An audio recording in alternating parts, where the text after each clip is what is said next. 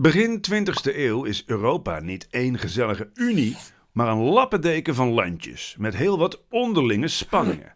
Het nationalisme neemt toe. Landen willen hun macht laten zien en investeren in steeds meer wapens.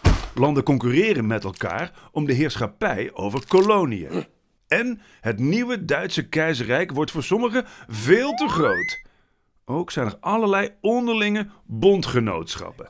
En Europa wordt zo een kruidvat dat wacht op een vuurtje. Dat komt van de Bosnisch-Servische nationalist Gavrilo Princip.